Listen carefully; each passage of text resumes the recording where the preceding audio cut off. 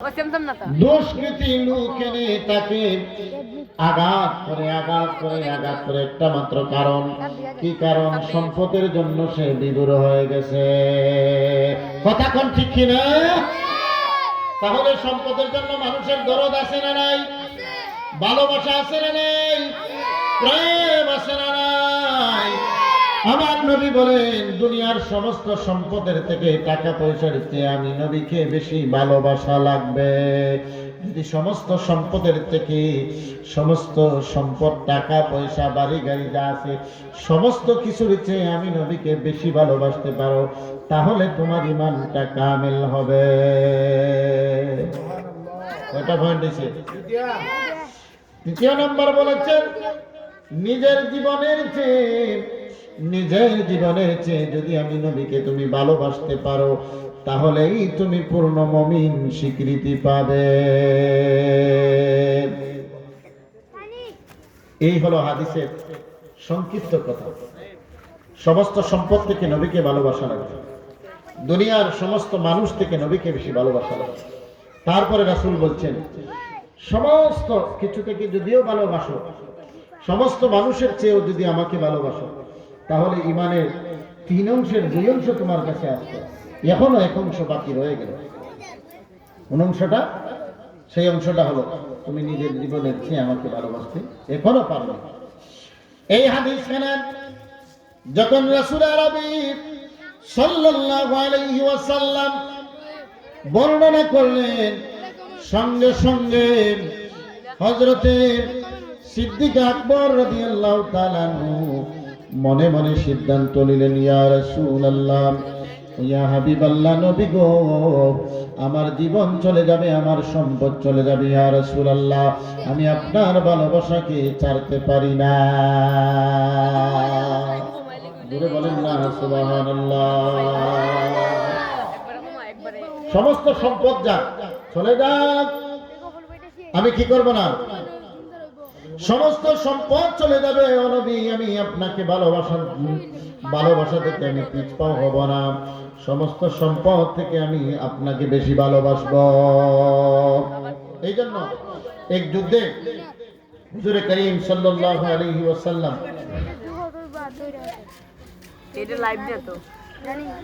হুজুর করিম রাউফুর রহিম সাল্লাল্লাহু আলাইহি ওয়াসাল্লাম ঘোষণা করলেন, দেখেন, ইমান, নিজের ইমান মজবুতের জন্য 3টা দিকে পরীক্ষা দেওয়া লাগে। কয়টা দিক? 3টা দিক। একটা দিক হলো তোমার সম্পদ দিয়া, 2 নম্বর দিক হলো তোমার পরিবার পরিজন, ছেলে মেয়ে, তাদেরকে দিয়া, 3 নম্বর পয়েন্ট হলো তোমার জীবন দিয়া। 3টা জিনিস দিয়ে পরীক্ষা নেওয়া হয়। ওই 3 জিনিসে যদি তুমি উত্তীর্ণ হও, তাহলে তোমার কাছে পূর্ণ মুমিনের যে কওয়াত, যে জ্ঞান, তা তোমার অর্জন হবে। যেটা বলেন সুবহান আল্লাহুম্মা সাল্লি আলা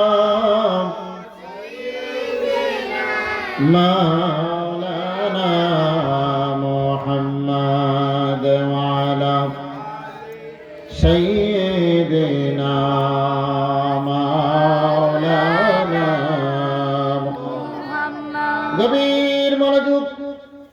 নবীজি আমার সাহাবায়ে কেরামদেরকে ঘোষণা করে দিলেন, আমার সাহাবীরা, বিধর্মীরা যেভাবে মুসলমানদের উপর ঝাঁপিয়ে পড়ছে, নিজের ঈমান, নিজের জীবন, নিজের ইজ্জত রক্ষার জন্য তাদের মোকাবেলা করতে হবে।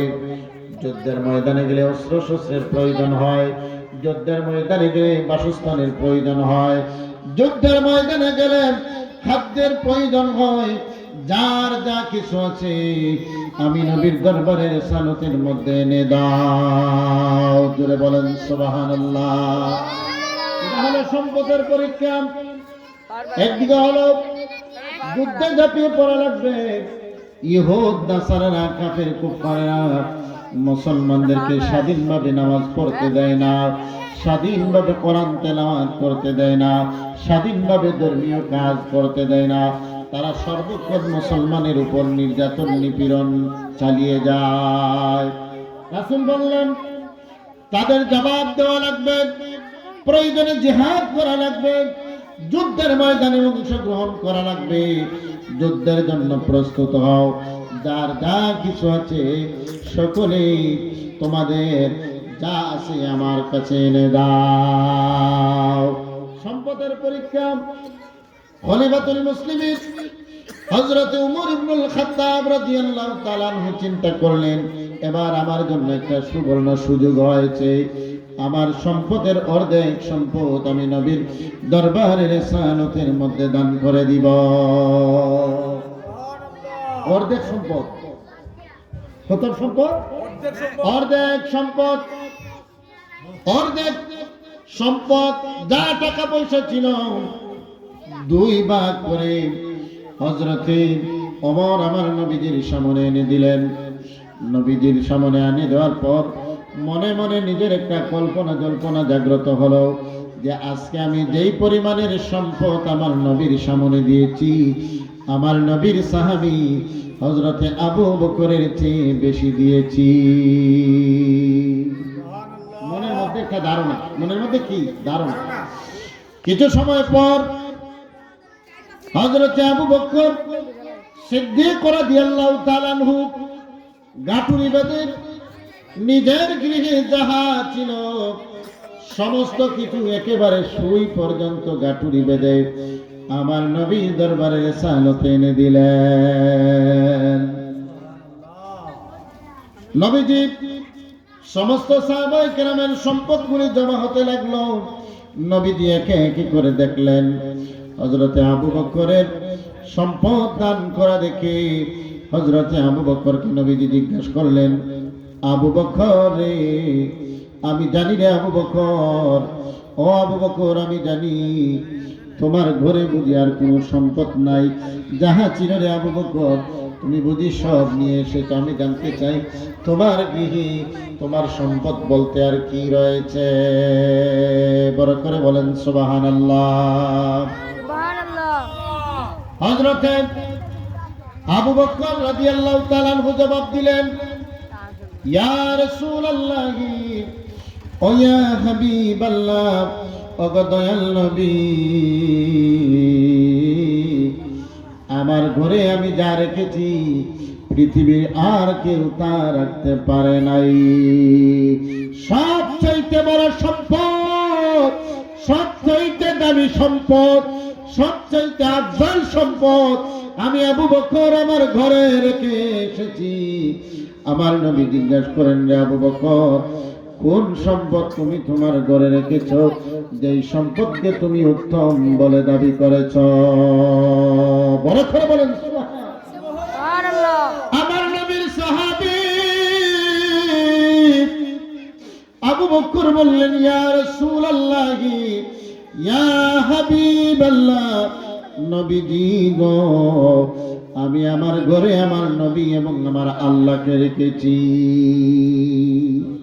যেখানে আল্লাহ আছেন, যেখানে আমার নবী আছেন, সে জায়গায় আমার দুনিয়ার কোনো সম্পদ লাগে না।